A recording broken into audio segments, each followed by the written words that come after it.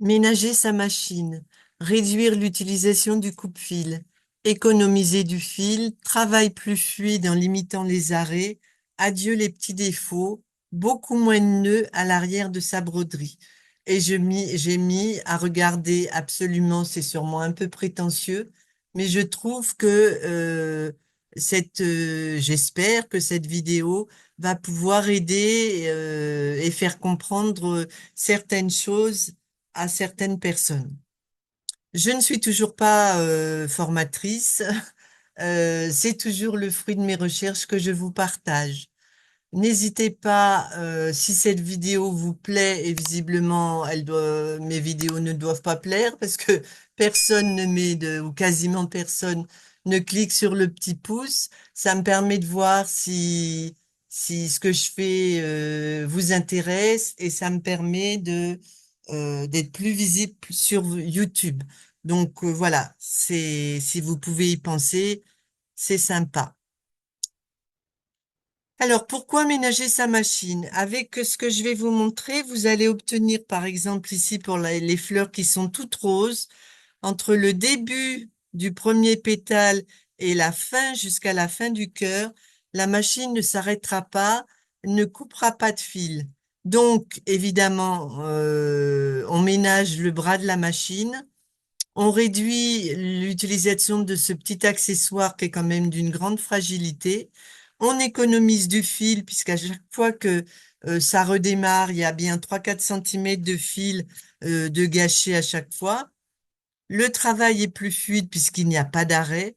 Les petits défauts, parfois, il m'arrive au redémarrage de la machine d'avoir des petites boucles. Le premier fil ne passe pas complètement sous la broderie. J'ai des petites boucles. Bon, on peut gérer ça facilement, mais déjà en maintenant le fil au départ ou alors en coupant à la fin. Mais du coup, il n'y a pas toutes ces petites manipulations à faire. Et évidemment, il y a beaucoup moins de nœuds au dos de la broderie. Ce que je réalise là, on peut le réaliser parfaitement dans Premier plus 2 aussi. Moi, je vais ouvrir une page dans Digitizing. Ceux qui ont Premier plus 2 ouvriront une page dans Create. Je vais commencer par ouvrir un motif où les zones sont attachées pour vous montrer la différence.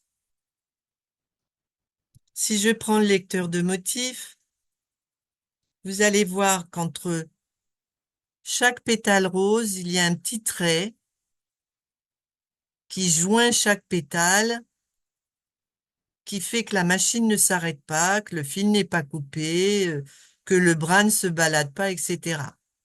Et même au niveau du cœur, il y a un fil qui est jointif. Voilà. Si je vous montre dans Affichage, Objet, que je clique sur mon pétale pour sélectionner le point, vous voyez parfaitement qu'il est attaché. Si je clique sur l'autre, voilà, les deux pétales sont reliés par par ce petit trait. Ce qui fait que ça ne s'arrête pas. Je vais vous montrer comment réaliser ça. Donc, je vais ouvrir la même fleur.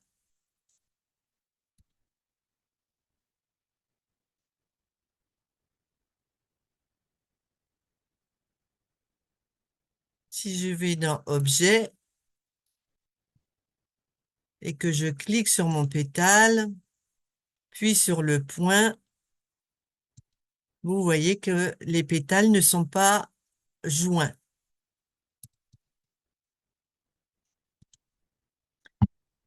Pour faire ce style de réalisation, je suis passée par la création rapide. Lorsque j'ai réalisé avec la création rapide, les points de départ et d'arrivée étaient en haut du pétale. Évidemment, on peut y arriver aussi à faire ce que je vais vous montrer si vous numérisez les pétales dans le désordre.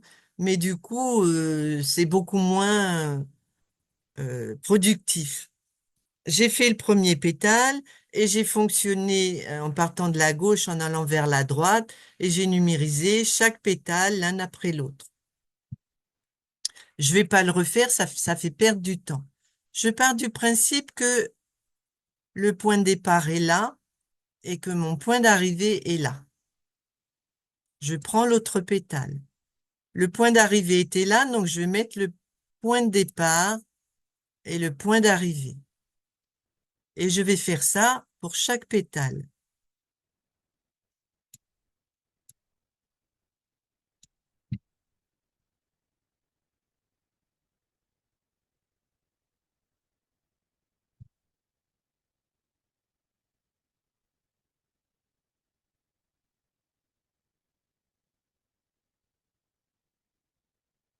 Pour celui-ci, je veux qu'il se rattache au cœur.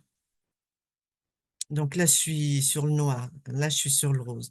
Je veux qu'il se rattache au cœur. Je clique sur mon cœur. J'ai vu que ici, il y avait des points qui pouvaient me servir. S'il n'y en avait pas eu, j'aurais pu aller dans Accueil, insérer un point et en cliquant, rajouter des points. Ici, ce n'est pas nécessaire. Donc, je vais mettre mon point d'arrivée dans ce coin-là. Je clique sur mon cœur et je vais mettre mon point de départ ici.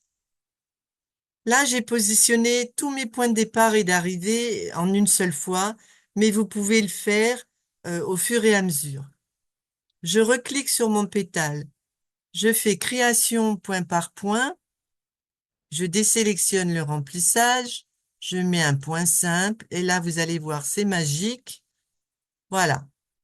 Le logiciel m'indique, je reclique avec précision, où je dois insérer ma petite ligne. Je mets donc mes deux points, un dans le cœur vert, un dans le cœur rouge, et je fais clic droit. Là, les deux icônes sont superposées. Je clique sur le pétale suivant et je mets mon petit trait. Clic droit. Je clique sur le suivant. Si par hasard, les icônes n'apparaissent pas, vous resélectionnez ici cette icône. Enfin, si les petites étoiles, les petites fleurs vertes et rouges n'apparaissent pas. Et je continue. Je clique sur mon pétale. Mais là, du coup, non, celui-ci, j'ai pas dû mettre... Oui, là, j'ai oublié de changer mes points de départ et d'arrivée. Ben, c'est pas plus mal. Vous voyez que ça ne fonctionne pas, du coup.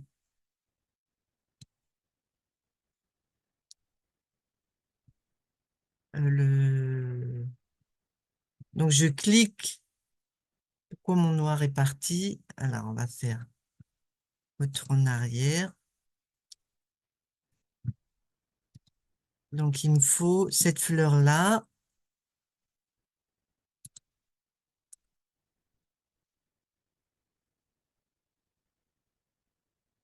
Et je vais positionner mon point de départ et mon point d'arrivée.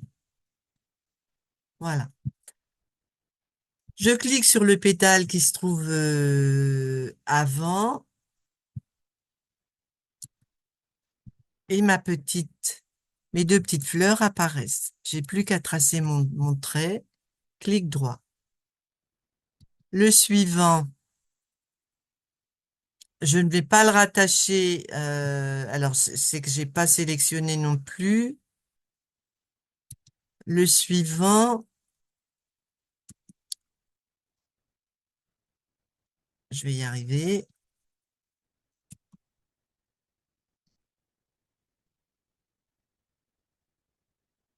Voilà. J'ai aussi oublié, ce qui est pas plus mal, ça vous permet de voir. Je remets bien le point de départ. Et je fais créer une zone. Et du coup, voilà. Le dernier, ça va relier le cœur et le pétale.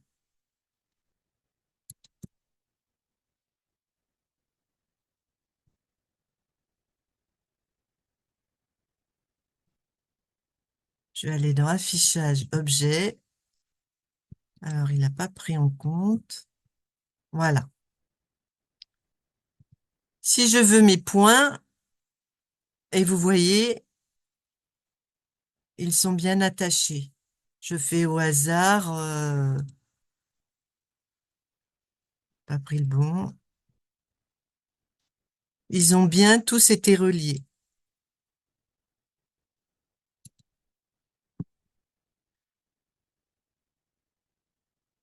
Je ne vais pas vous montrer pour le noir parce que je vais vous montrer sur un autre dessin, enfin sur deux autres dessins. Par contre, petit bémol, ici, je n'ai pas mis de ligne de contour. Parce que si vous rajoutez une ligne de contour, ça complique les choses. Si certaines personnes sont intéressées, je pourrais faire une vidéo dessus. Mais là, j'ai préféré faire simple puisque je vais vous montrer déjà sur trois motifs différents pour que pas trop vous embrouiller. Donc, je vais faire ouvrir un nouveau document.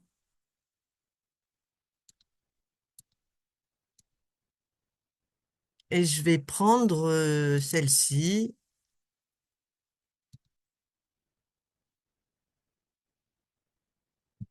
Voilà. Au passage, c'est des remplissages que j'ai créés moi-même, que j'ai réalisés.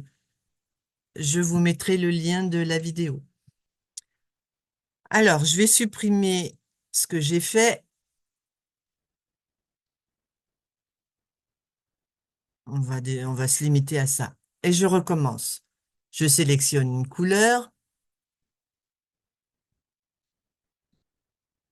Il veut pas.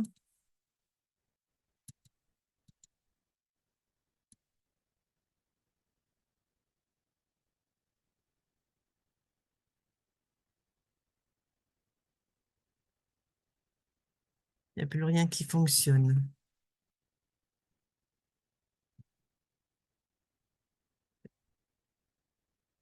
Je vais insérer un changement de couleur, tant pis. Je vais prendre du bleu. Ah oui, il me l'a mis là. Ben, je le remonte là. Et il est sélectionné. Donc, création rapide, remplissage, pas de ligne de contour pour la même raison que pour le premier motif. Si ça intéresse du monde, je pourrais faire une autre vidéo là-dessus. Remplissage jaune isolé, je vais faire celui-ci, je vais faire celui-ci. Maintenant, je veux que mes deux pétales se brodent sans arrêt, sans qu'il y ait d'arrêt de la machine. Je fais clic droit. Là, il y a le point de départ et d'arrivée. Donc, je vais mettre l'arrivée ici, le départ là, et puis là, je vais mettre le départ là. Je reclique sur mon premier pétale. Je vais dans Création par point, pas de remplissage, point simple, créer une zone. Et je trace ma petite ligne. Si je vais dans Affichage objet, que je sélectionne, le trait est bien relié, donc il va faire son chemin et aller faire l'autre pétale sans arrêt et sans coupe du fil. Là, on voit que le fil, oui, le fil passe au milieu du cœur. C'est pas grave, il sera caché par le jaune, mais de toute façon, je vais vous montrer autre chose euh, tout à l'heure.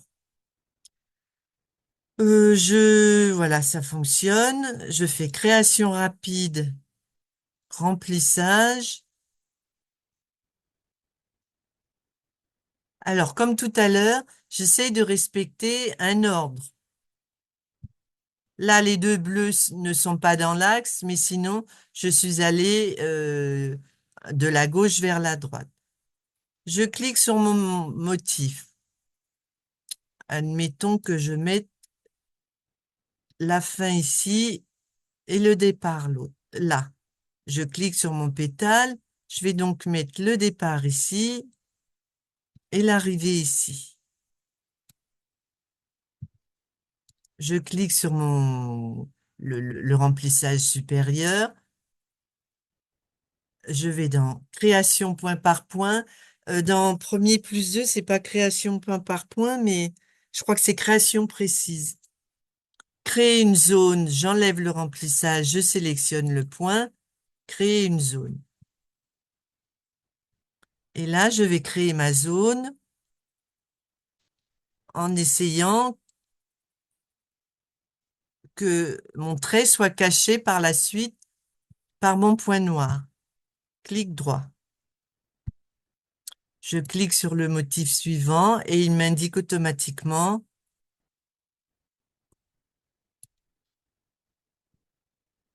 clic droit.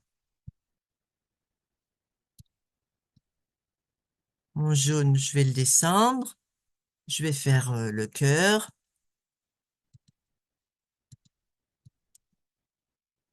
Ah, j'ai pas sélectionné. J'annule. Donc, je sélectionne le remplissage. Je sélectionne Quick Stitch Zone isolée. Voilà. J'en étais à ce pétale-là. Maintenant, je veux que, ben, de toute façon, c'est pas la même couleur, donc ça sert à rien. Voilà. Là, les remplissages que j'avais mis, je sais plus si je vous l'ai dit, c'était des remplissages, si vous voulez avoir une action sur plusieurs éléments, vous faites CTRL, vous sélectionnez tous les éléments, ensuite, vous faites propriétés. Depuis que j'ai fait des remplissages, je les utilise. Tiens, on va mettre les ballons. Il y a une vidéo qui explique comment vous pouvez faire vos propres remplissages. Là, je peux déplacer et sur la petite molette, je peux faire pivoter. Bon, etc. On peut s'amuser indéfiniment. Dernier exemple.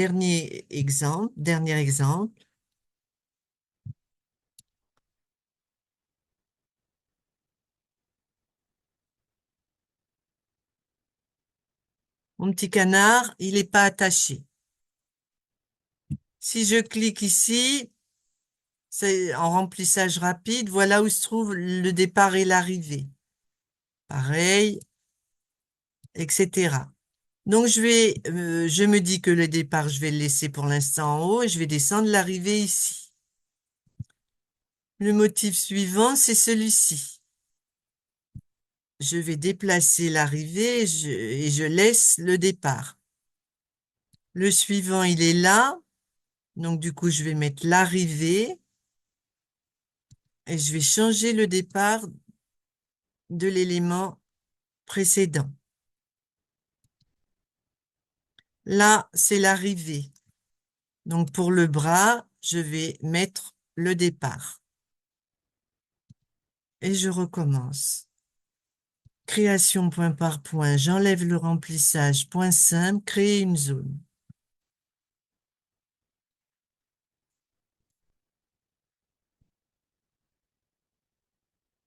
Je clique sur le suivant, créer une zone, je pense que je dois pouvoir avoir un meilleur résultat. Donc là, le point d'arrivée, il est là, je vais le déplacer là. Et je clique sur créer une zone. Du coup, j'ai même rien à faire, il l'a généré tout seul. Je clique sur le suivant, pareil. Je passe au rose. Bon, là, ce sont pas les mêmes couleurs, donc c'est bien si vous pouvez faire en sorte que les points de départ et d'arrivée soient assez près, mais c'est pas ce que je vous montre aujourd'hui. Première zone. Point de départ ici, point d'arrivée. Moi, je veux ensuite faire cette patte. Donc, je vais me rapprocher de cette patte en mettant le point de départ et le point d'arrivée ici. Et du coup, je vais mettre le point d'arrivée ici. Et je clique créer une zone. Et alors là, hop, clic droit et boum, on a le trait complètement dessus. Donc, c'est pas grave. Je vais aller dans... Il y a le trait dessus puisque il y a l'ordre des couleurs aussi dont il faut tenir compte. Donc, je vais aller dans Accueil, insérer des points et je vais insérer tout un tas de points. Je fais clic droit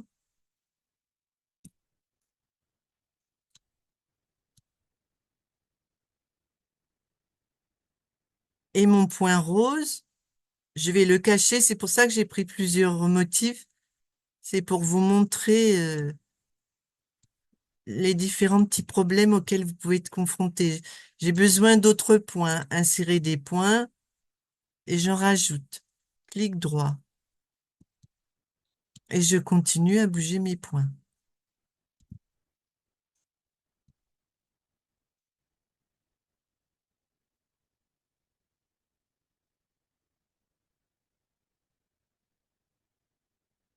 Je dois en rajouter. Insérer des points. Je clique. Clic droit. Ça désélectionne l'icône. Ou alors vous cliquez directement sur l'icône. Voilà.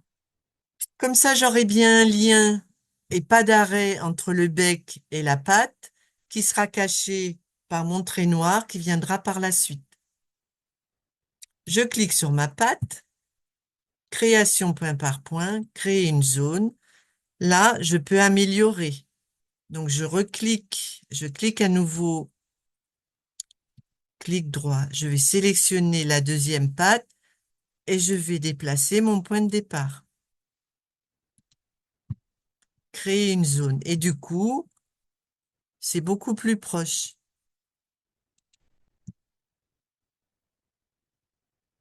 Si je vais dans Affichage, Objet, alors là, il y a beaucoup de traits. Vous voyez, les points ont bien été liés entre eux. Si je prends le bec, pareil.